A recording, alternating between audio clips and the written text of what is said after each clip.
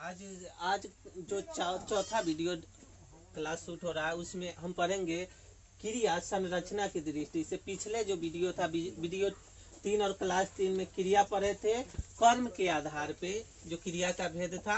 आज है संरचना की दृष्टि से क्रिया के भेद। तो आइए जानते हैं संरचना की दृष्टि से कितने क्रिया होगा। तो संरचना की दृष्टि से क्रिया को 4 भागों में बांटा गया है। संरचना की दृष्टि से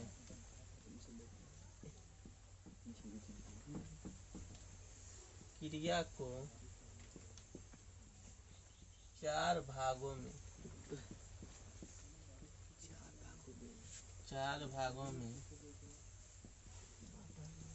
बांटा गया है।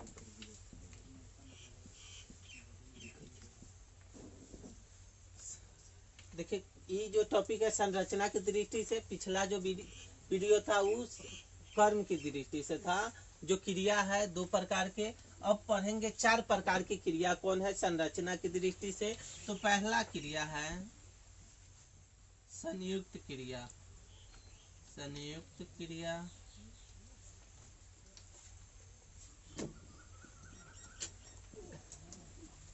दूसरा नाम धातु क्रिया। नाम धातु क्रिया। तीसरा प्रेरणार्थक क्रिया। और चौथा क्रिया है पूर्वकालिक क्रिया। पूर्वकालिक क्रिया। तो देखिए संरचना की दृष्टि से क्रिया को 4 भागों में बांटा गया है। पहला क्रिया है संयुक्त क्रिया, दूसरा नाम धातु क्रिया, और तीसरा क्रिया है प्रेरणार्थक क्रिया, और चौथा क्रिया है पूर्वकालिक क्रिया। तो संरचना की दृष्टि से जो क्रिया को बांटा गया है ये मुख्यतः 4 प्रकार है, 4 भागों में बांटा गया है। अब हम लोग पढ़ते हैं इन चारों जो क्रिया के परिभाषा और विशेषता के बारे में।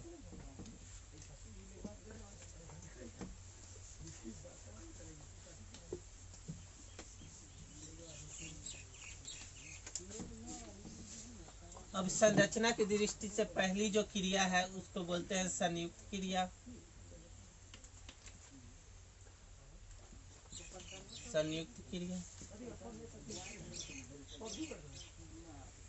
तो संयुक्त क्रिया किसे कहते हैं? तो 2 या 2 से अधिक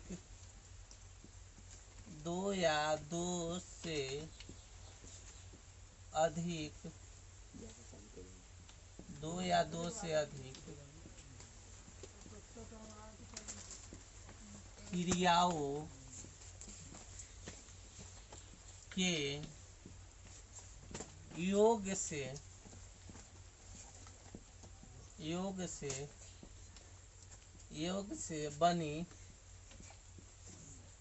योग से बनी क्रिया को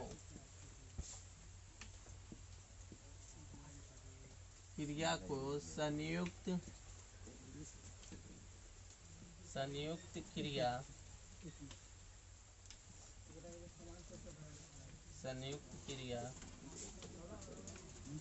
कहते हैं।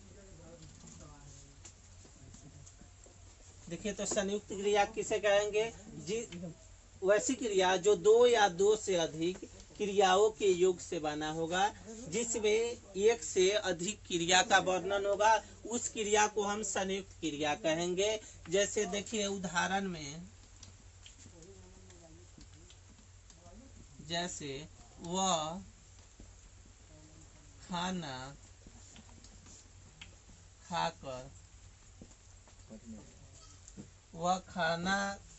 खा चुकी है। वह खाना खा चुकी है।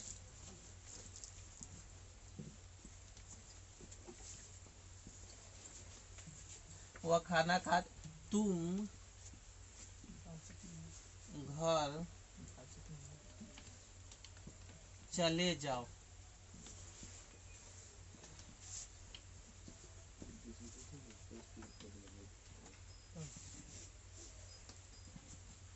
तो ये संयुक्त क्रिया किसको कहेंगे? जिसमें दो या दो से अधिक क्रिया होगा या दो से अधिक क्रियाओं की योग से बनी क्रिया होगा, उसको हम कहेंगे मुख्यतः संयुक्त क्रिया। और संयुक्त क्रिया जो होगा, अगर वाक्य प्रयोग द्वारा बताया जाएगा संयुक्त क्रिया के बारे में, तो उसमें दो क्रिया रहेगा, दो या दो से अधिक क्रिया। तो इसमें देखिए पहला क्रिया क्या है, तो पहला क्रिया क्या है, तो तुम घर चले जाओ। तो इस पहला क्रिया है चलना, चलना से ही बना है चले जाओ।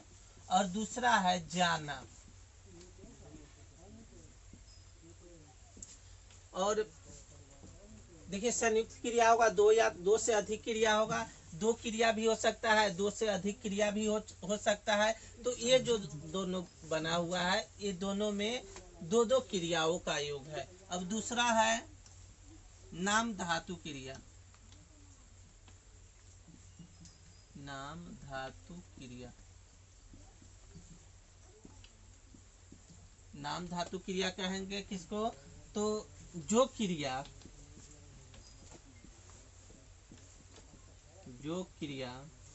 संज्ञा, सर्वनाम, संज्ञा सर्वनाम या विशेषण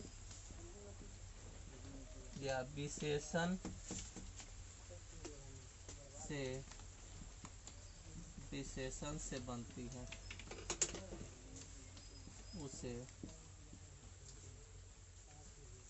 उसे नाम धातु क्रिया कहते हैं। उसे नाम धातु क्रिया कहते हैं। जैसे देखिए हाथ है, तो इससे हो जाएगा हाथ से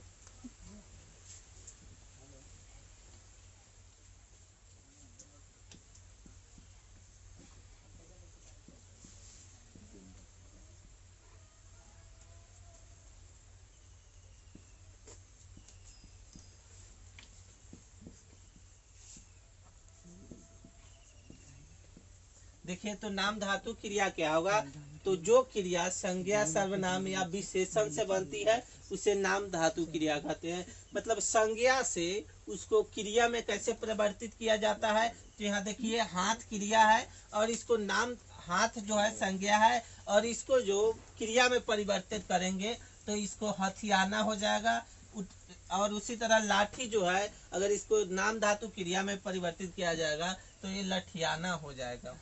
अब तीसरी क्रिया है प्रेरणार्थक क्रिया।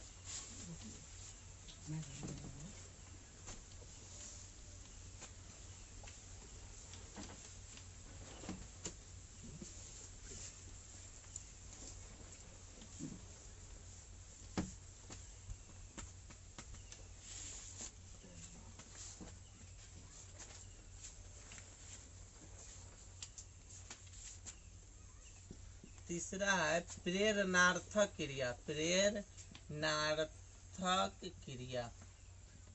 प्रेरणार्थक क्रिया किसे कहेंगे? प्रेरणार्थक क्रिया जिसमें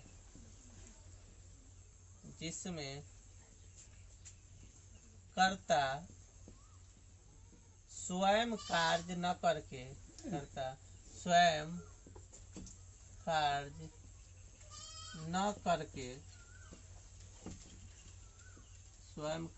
करके किसी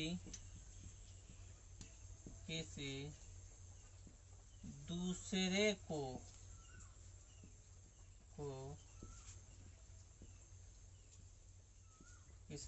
को कार्य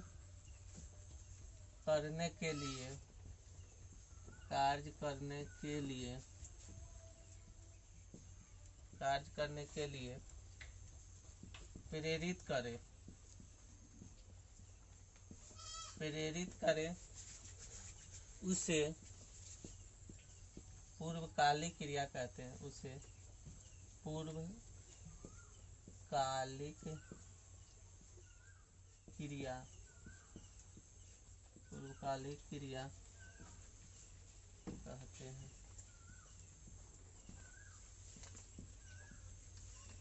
देखिए पूर्वकालिक लिखा गया प्रेरणार्थक क्रिया को उसे प्रेरणार्थक क्रिया कहते हैं। तो प्रेरणार्थक क्रिया में क्या होगा, कर्ता स्वयं कार्य न करके किसी दूसरे को कार्य करने के लिए प्रेरित करता है। तो प्रेरणार्थक क्रिया में क्या होता है, प्रेरणार्थक क्रिया बोलेंगे वैसी क्रिया जिसमें कर्ता स्वयं कार्य न करके किसी दूसरे को कार्य करने के लिए प्रेरित करता है, उसे हम प्रेरणार्थक क्रिया कहते हैं। जैसे में देखिए,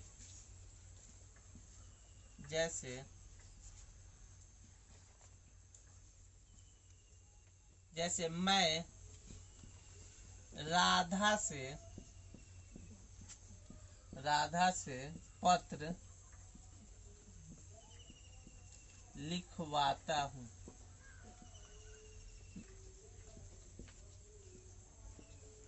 जैसे देखिए वो मैं राधा से पत्र लिखवाता हूँ, मालिक नौकर से गाड़ी साफ करवाते हैं। तो प्रेरणार्थक क्रिया किसे कहेंगे, जिसमें कर्ता स्वयं न कार्य करके किसी दूसरे को कार्य करने के लिए प्रेरित करेगा, उसे हम प्रेरणार्थक क्रिया कहेंगे। तो प्रेरणार्थक क्रिया में मुख्य क्या होता है, इसमें कर्ता खुद काम नहीं करता है, किसी दूसरे को काम करने के लिए प्रेरित करता है। तो इसमें देखिए, इसमें प्रेरणार्थक क्रिया कौन हो जाएगा, तो मैं राधा से पत्र लिखवाता हूँ। तो ये किससे काम करवाया जा रहा है, राधा से। और इसमें प्रेरणार्थक क्रिया मुख्यतः हो जाएगा लिखवाता जो है, इसी को प्रेरणार्थक क्रिया कहेंगे, क्योंकि क्रिया यही है। और क्रिया किसके माध्यम से हो रहा है, तो राधा के माध्यम से। तो राधा इसमें क्या हो गया, कर्ता तो मैं हो गया, और राधा है इसमें मुख्य क्रिया का सहयोग कर रही है कार्य करने में। और कार्य किससे हो रहा है, तो लिखवाता जो शब्द है यही कार्य के लिए मतलब क्रिया पूर्णार्थक क्रिया को सूचित कर रहा है। दूसरा है मालिक नौकर से गाड़ी साफ करवाते हैं। तो मालिक क्या हो गए, कर्ता हो गए। और इसमें जो प्रेरणार्थक क्रिया होगा, जो मालिक साफ करवा रहे हैं नौकर से, तो करवाते जो शब्द है ये प्रेरणार्थक क्रिया में आ जाएगा। तो प्रेरणार्थक क्रिया में मुख्यतः क्या होगा, इसमें कर्ता खुद काम नहीं करेगा, किसी दूसरे को काम करने के लिए प्रेरित करेगा। तो समझ आएगा, जिसमें कर्ता स्वयं न कार्य करे और किसी दूसरे को कार्य करने के लिए प्रेरित करे, तो उसको प्रेरणार्थक क्रिया कहेंगे। जैसे देखिए मैं राधा से पत्र लिखवाता हूँ, तो इसमें कार्य किसके द्वारा हो रहा है, तो राधा के द्वारा कार्य हो रहा है। और जो लिखवाता जो शब्द है यही क्रिया हो जाएगा, यही प्रेरणार्थक क्रिया हो जाएगा। दूसरा है मालिक नौकर से गाड़ी साफ करवाते हैं। तो इसे मुख्य काम कौन कर रहा है, नौकर कर रहा है मुख्य कार्य। और इसमें जिस क्रिया का प्रयोग किया जा रहा है वो क्रिया करवाते हैं, यही प्रेरणार्थक क्रिया हो जाएगा। अब चौथी क्रिया है पूर्वकालिक क्रिया।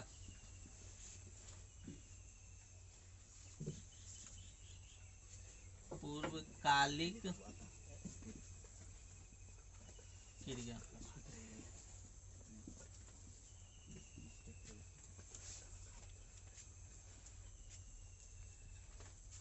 जब कर्ता एक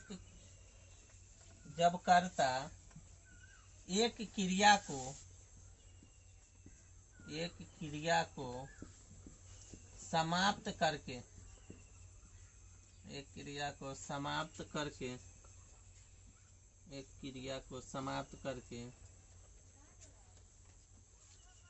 दूसरी क्रिया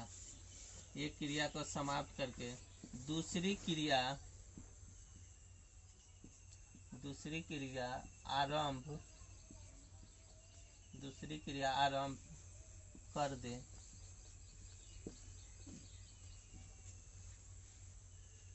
कर दे, आरंभ कर दे, उसे पूर्वकालिक क्रिया कहते हैं। पूर्वकालिक क्रिया, उसे पूर्वकालिक क्रिया कहते हैं।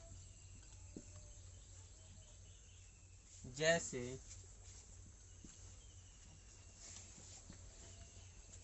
राम पढ़ाई करके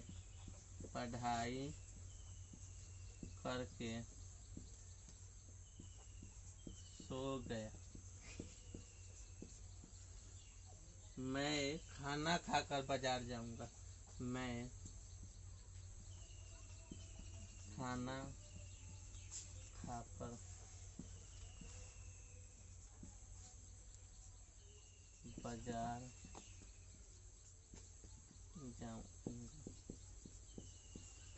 देखिए पूर्वकालिक क्रिया किसे कहेंगे?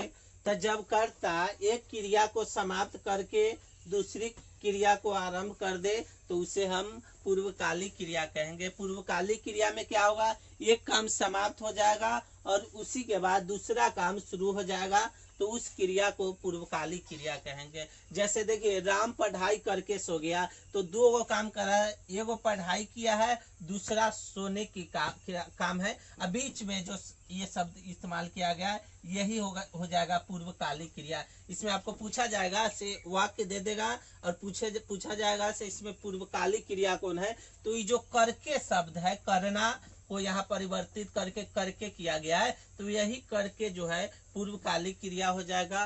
दूसरा है मैं खाना खाकर बाजार जाऊंगा, तो पहला है खाना खाना और दूसरा है बाजार जाऊंगा। तो इसमें दो क्रिया का प्रयोग किया, दो कर्ता दो को काम कर रहा है, तो बीच में जो पूर्वकालिक क्रिया पूछा जाएगा तो इसमें खाकर होगा पूर्वकालिक क्रिया, जो खाना का रूपांतरण है, खाना का रूप बदलकर यहाँ खाकर किया गया है। तो आइए एक बार और जान लेते हैं प्रेरणार्थक क्रिया के बारे में। तो इसमें कर्ता स्वयं कार्य नहीं करके किसी दूसरे को कार्य करने के लिए प्रेरित करता है। खुद कार्य नहीं करता है। प्रेरणार्थक क्रिया में कर्ता किसी दूसरे से काम करवाता है। जैसे देखिए मैं राधा से पत्र लिखवाता हूँ, तो इसमें जो राधा है मुख्य काम कर रही है और इसमें प्रेरणार्थक क्रिया क्या होगा, तो लिखवाता हो जाएगा प्रेरणार्थक क्रिया। दूसरा है मालिक नौकर से गाड़ी साफ करवाते हैं, तो इसमें कार्य किसके द्वारा किया जा रहा है? मुख्य कार्य, तो नौकर के द्वारा मुख्य कार्य किया जा रहा है। और इसमें जो पूर्वकालिक प्रेरणार्थक क्रिया आपसे पूछा जाएगा तो इसमें करवाना जो है, करवाना का ही रूपांतरण है करवाते, तो करवाते हो जाएगा पूर्वकालिक क्रिया। उसके बाद है प्रेरणार्थक क्रिया हो जाएगा करवाते। उसके बाद यहाँ पूर्वकालिक क्रिया है। पूर्वकालिक क्रिया किसे कहेंगे? वैसी क्रिया जिसमें कर्ता एक काम को समाप्त कर देता है और दूसरा काम आरंभ कर देगा, तो उसे हम पूर्वकालिक क्रिया कहेंगे। जैसे देखिए राम पढ़ाई करके सो गया, तो इसमें राम दो काम कर रहा है, पहला तो पढ़ाई कर रहा है और दूसरा सोने का काम कर रहा है। तो पहला काम जब समाप्त हो रहा है तब दूसरा काम आरंभ कर रहा है, और इसी के बीच में क्रिया का प्रयोग किया जा रहा है। कौन सी क्रिया है? करना। करना से बना हुआ है करके, तो ये करके है पूर्वकालिक क्रिया हो जाएगा।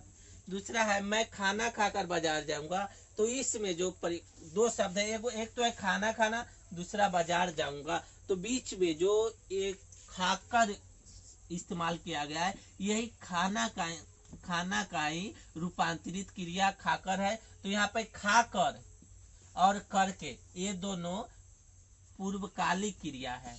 खाकर और करके ये दोनों पूर्वकालिक क्रिया है।